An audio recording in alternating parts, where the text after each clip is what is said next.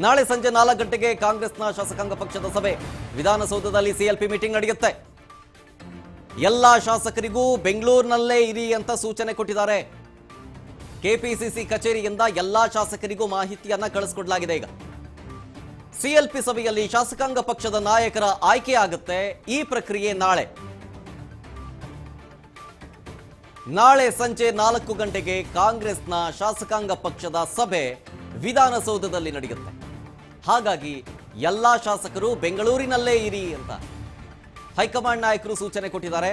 Notification ಹೊರಡಿಸಿದ್ದಾರೆ ನೋಡಿ.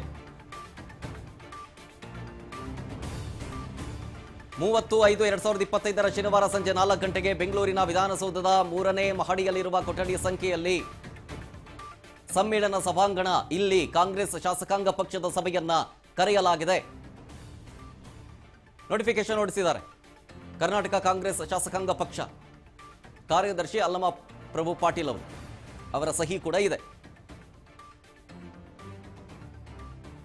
ಎಲ್ಲ ಶಾಸಕರು ಬೆಂಗಳೂರಿನಲ್ಲೇ ಇರಿ, ಎಲ್ಲೂ ಹೋಗಬೇಡಿ.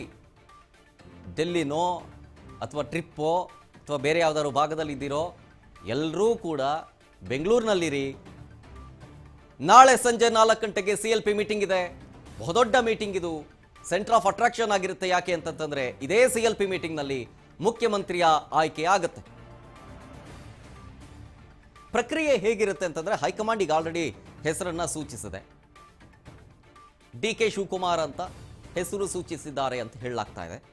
ಇಫ್ ದಟ್ ಇನ್ ಕೇಸ್ ನಾಳೆ ಸಂಜೆ ಶುರುವಾಗುವಂತ ಈ ಒಂದು ಸಿಎಲ್ಪಿ ಮೀಟಿಂಗ್ನಲ್ಲಿ ಡಿ.ಕೆ. ಶಿವಕುಮಾರ್ ಅವರ ಹೆಸರು ಪ್ರಸ್ತಾಪಿಸಿದಾಗ ಎಲ್ಲರೂ ಒಮ್ಮತದಿಂದ ಒಪ್ಪಿಕೊಳ್ಳಬೇಕು.